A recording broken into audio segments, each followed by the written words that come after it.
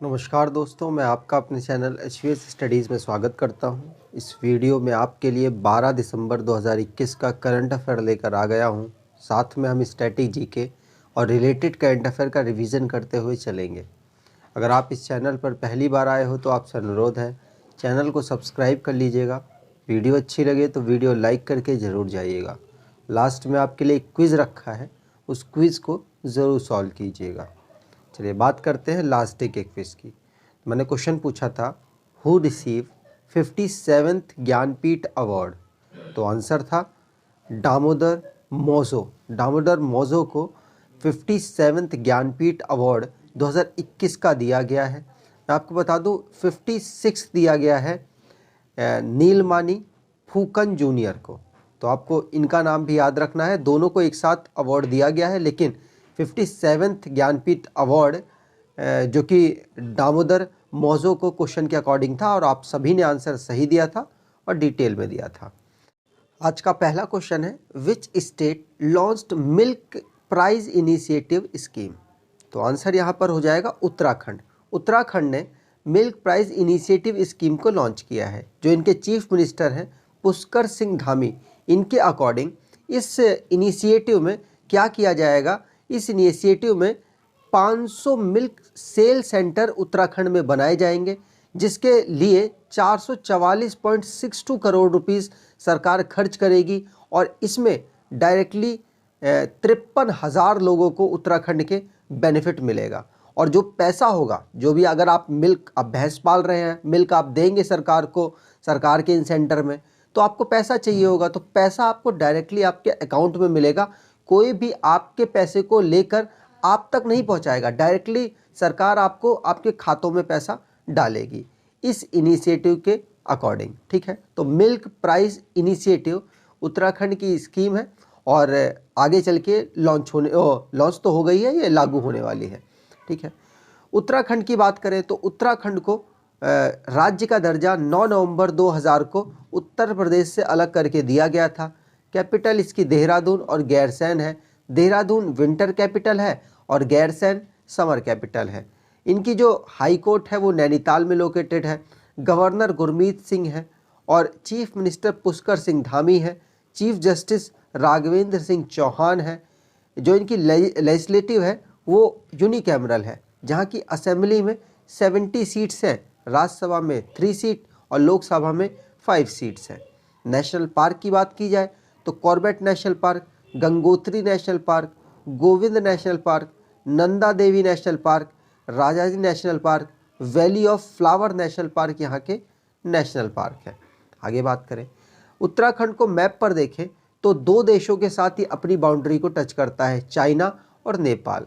अगर internal boundary की बात की जाए तो इंटरनल भी ये 2 राज्यों के साथ अपनी बाउंड्री टच करता है, हिमाचल प्रदेश और उत्तर प्रदेश। आगे बात करें, अगला क्वेश्चन है, Bhasha Sangam mobile app launched with how many languages. तो आंसर यहाँ पर हो जाएगा 22 भाषाएं। हमारे कॉन्स्टिट्यूशन में उल्लेख किया गया है।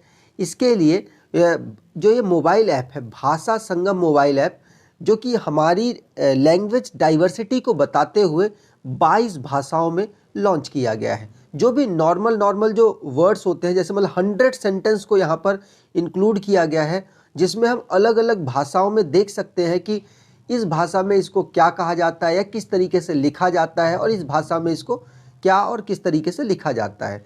तो ये जो ऐप है यह हमारी लैंग्वेज की डाइवर्सिटी को दिखाते हुए 22 भाषाओं जो हमारी इंडियन कॉन्स्टिट्यूशन में रिप्रेजेंट की गई हैं, उसमें ये वाली ऐप काम करेगी। तो ये लॉन्च किसने किया है? तो हमारे यूनियन मिनिस्टर हैं, मतलब मिनिस्टर ऑफ स्टेट है एजुकेशन के, डॉक्टर सुभाष सरकार। आपको बता दूं, जो हमारे एजुकेशन मिनिस्टर हैं धर्मेंद्र प्रधान, तो वो बात आपको ध्यान रखनी है। लेकिन मिनिस्टर ऑफ स्टेट ने, डॉक्टर सुभाष सरकार ने भाषा संगम मोबाइल ऐप को लॉन्च किया है, जो कि 100 से ज़्यादा सेंटेंस से कलेक्टेड है और 22 भाषाओं में इसको लॉन्च, मतलब 22 भाषाओं को ये सपोर्ट करेगी। आगे बात करें, यहाँ पर अब रिवीजन कर लेते हैं जो भी लॉन्चिंग से रिलेटेड है। जैसे सुबह पहला हमने पढ़ लिया भाषा संगम मोबाइल ऐप। अगला है नीति आयोग ने ई सवारी इंडिया ई बस कॉलिशन को लॉन्च किया है। सुनील अरोड़ा जी ने ज्वाइन किया है इंटरनेशनल डेमोक्रेसी बॉडी को, ईडिया जिसका नाम है। और पीएम मोदी ने मल्टीपल प्रोजेक्ट को लॉन्च किया है जो कि 18,000 करोड़ की लागत से होगा उत्तराखंड में। अर्थ स्टेशन ऑफ दूरदर्शन केंद्र को गोरखपुर में लॉन्च किया गया है। इंडिया और बांग्लादेश मैत्री दिवस 6 दिसंबर को मना रहा है। जितेंद्र सिंह जो कि वर्ल्ड का first multi modal brain imaging data and analytics को लॉन्च किया है। पीएम मोदी ने फाउंडेशन स्टोन रखा है इंटरनेशनल एयरपोर्ट जेवर का, जो कि नोएडा में लोकेटेड है उत्तर प्रदेश के। आईआरसीटीसी ने के लिए रेलवे ने भारत गौरव ट्रेन को लॉन्च किया है। आईआरसीटीसी नहीं, प्राइवेट प्लेयर किसी के लिए भी भारत गौरव ट्रेन को लॉन्च किया है। अमित शाह ने रानी गैड इन लुई म्यूजियम को मणिपुर में लॉन्च किया है। ठीक है, अगर आप जनवरी से जून तक का करंट अफेयर कवर करना चाहते हैं तो लिंक दे रखा है डिस्क्रिप्शन बॉक्स में, आप इस ई बुक को परचेज कर सकते हैं, जिससे कि आप जनवरी से जून तक का करंट अफेयर 29 रुपये में कवर कर सकते हैं और बाकी सारी वीडियोस आपको चैनल पर प्रोवाइड करा रखी है। आगे बात करें, अगला क्वेश्चन है, India won how many medal at Asian youth para game 2021। तो आंसर यहाँ पर हो जाएगा, इंडिया की टीम 41 मेडल जीत कर लाई है। आपको याद रखना है, एग्जाम में पूछा जा सकता है। तो चौथे नंबर का Asian youth para game organise कराया गया बहरीन में और इंडिया वहाँ पर 41 मेडल जीतकर लेकर आया है।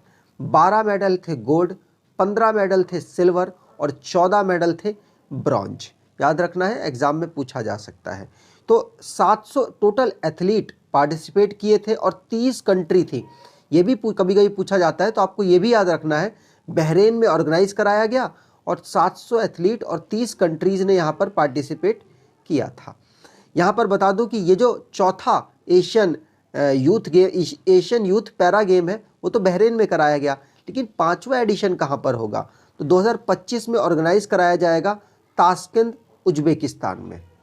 आगे बात करें, यहाँ पर आप देख सकते हैं टेबल, जिसमें ईरान तो रहा था टॉप पर, लेकिन भारत की पोजीशन रही थी 5वीं, जिसमें भारत ने 41 मेडल जीते और ईरान ने 122 मेडल मतलब 122 मेडल जीते हैं और ईरान टॉप पर रहा, भारत 5th नंबर पर रहा। आपको यही बात याद रखनी है।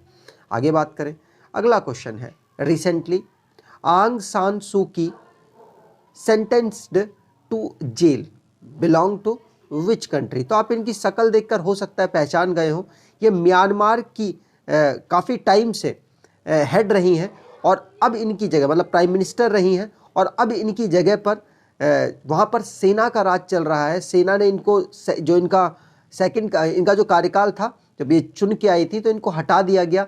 बहुत सारे रीजंस थे, उनके बारे में बात नहीं करेंगे। रिसेंटली इनको जेल की अनाउंसमेंट कर दी गई है और बहुत सारे इनके ऊपर केस चल रहे हैं। टोटल 11 चार्जेस और लगे हुए हैं, जिसमें 102 साल तक इनको जेल हो सकती है, लेकिन अभी तो इनको 4 साल के लिए जेल किया गया है। और किस लिए किया गया है तो मैं आपको बता दूं, इस समय जो कोविड-19 में भड़काऊ भाषण देने के लिए आर्मी के खिलाफ मतलब चार्जेस लगाए गए हैं कि आर्मी के खिलाफ आपने आम जनता को भड़काया है फेसबुक के माध्यम से, जिसकी वजह से आपको 4 साल की जेल दी जाती है। तो अब आपका राज चल रहा है, आप कुछ भी करें। तो मिन ऑन हेलेंग ये है इस समय पर जो कि आर्मी चीफ और यही प्राइम मिनिस्टर के पद पर काम कर रहे हैं, मतलब प्राइम मिनिस्टर के रूप में काम कर रहे हैं। और पहले जो चुनी हुई सरकार थी आंग सान सू की, इनको हटा दिया है, मतलब मिलिट्री का शासन यहाँ पर चल रहा है। ठीक है, म्यांमार की बात करें तो म्यांमार की कैपिटल है नेपिटो, म्यांमार की करेंसी है क्यात। आगे बात करें, रिवीजन कर लेते हैं वर्ल्ड वाइड जो भी घटना घटी है इंपॉर्टेंट। पहला पढ़ लिया है, दूसरा है कनाडा, ऑस्ट्रेलिया, यूके और यूएस। ये 4 देशों ने बाइकॉट किया है बीजिंग ओलंपिक को। अपने खिलाड़ियों को तो ये भेजेंगे, लेकिन अपने ऑफिशियल्स को नहीं भेजने वाले हैं। ओलफ स्कॉर्च जो कि नए जर्मनी के चांसलर बने हैं। अदामा बारो जो कि 2nd टाइम के लिए गाम्बिया के प्रेसिडेंट बन गए हैं। गीता गोपीनाथन वाइस प्रेसिडेंट बन गई हैं, कहाँ की? IMF की। किसको हटाया है? ओकामोटो को उन्होंने हटाया है। स्वीडन जो कि जहां पर पहली प्राइम मिनिस्टर महिला बनी जिनका नाम है मैग्डालेना एंडरसन।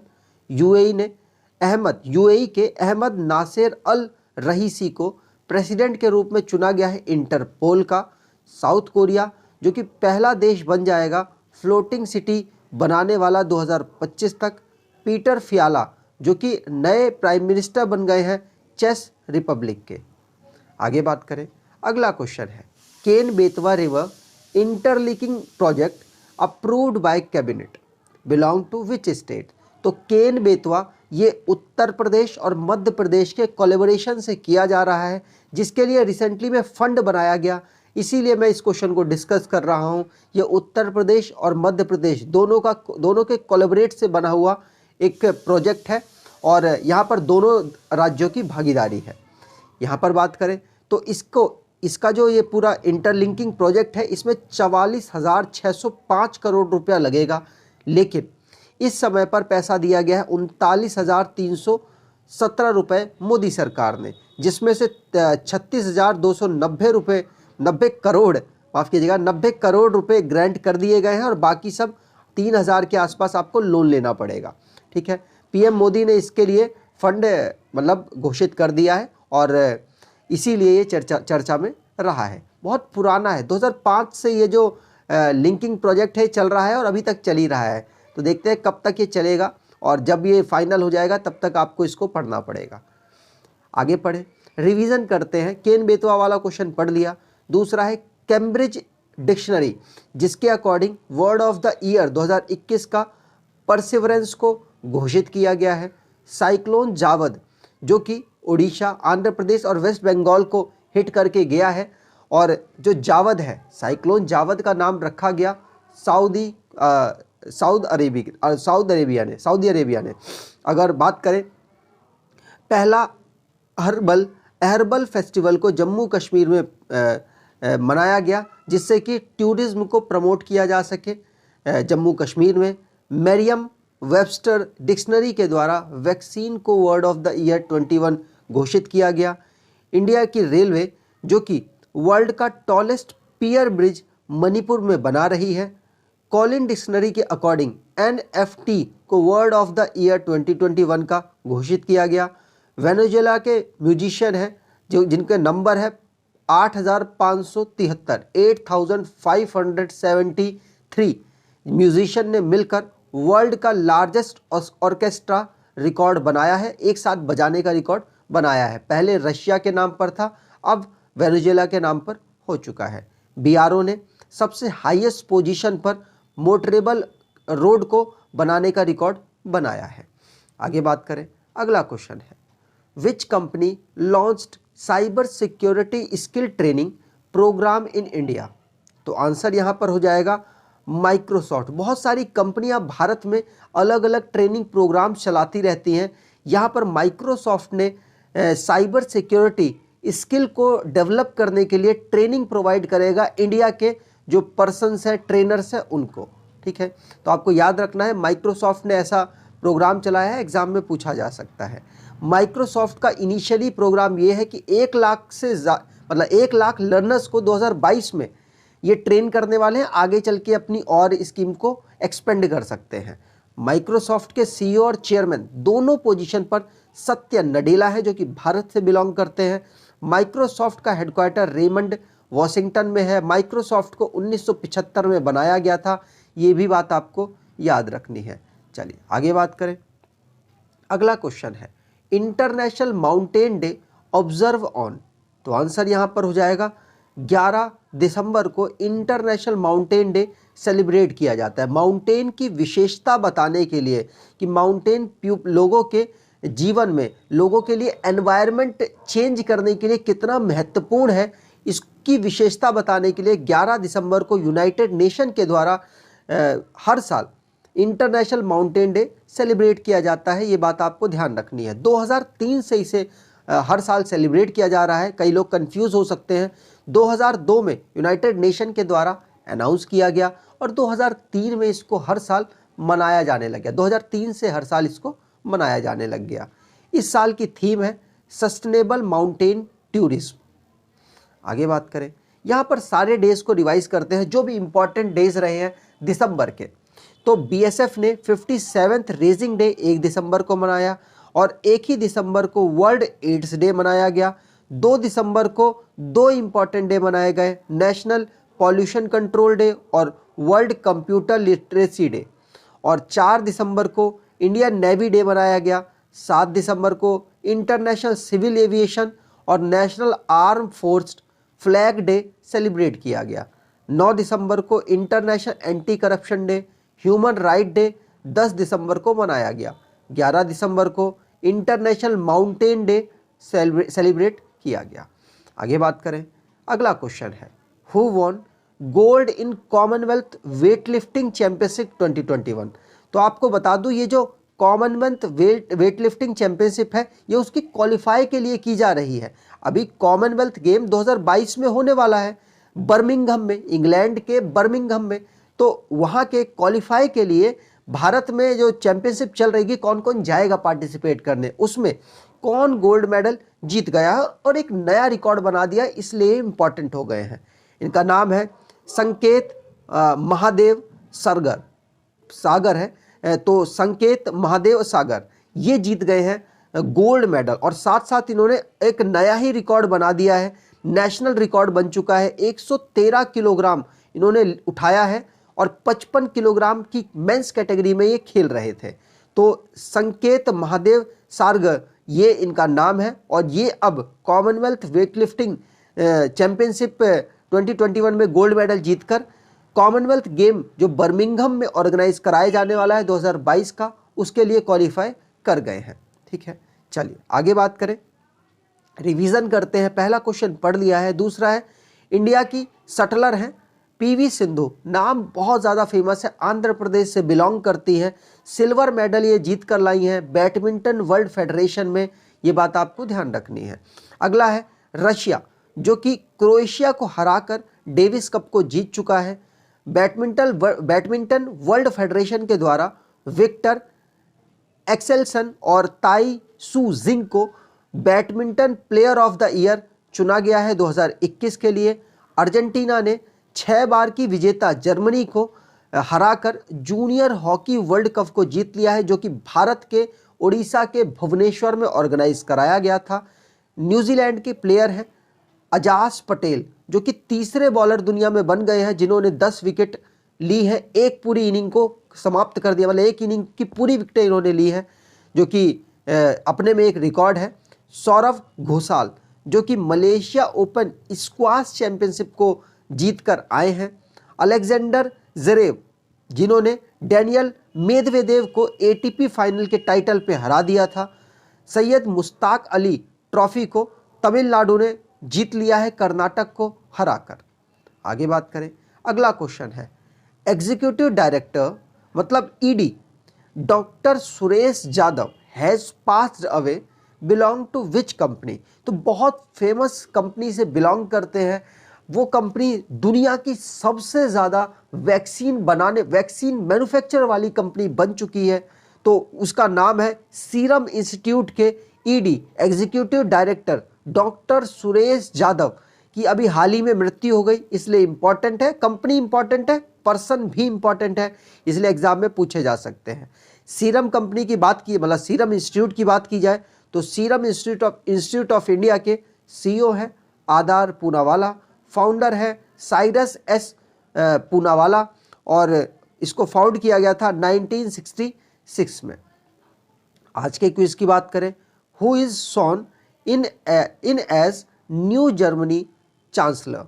तो आपको यहाँ पे आंसर देना है कमेंट बॉक्स में डिटेल में। अगर आपको वीडियो अच्छी लगी है तो आपसे अनुरोध है एटलीस्ट कुछ दोस्तों तक आप शेयर करेंगे और एटलीस्ट लाइक करके ज़रूर जाइएगा। आप लोग लाइक नहीं करते, कंजूसी ना करें, लाइक अगर आपको वीडियो अच्छी लगती है तो ज़रूर करा करें और सब्सक्राइब कर लीजिएगा अगर आप चैनल पर पहली बार आए हैं तो। धन्यवाद।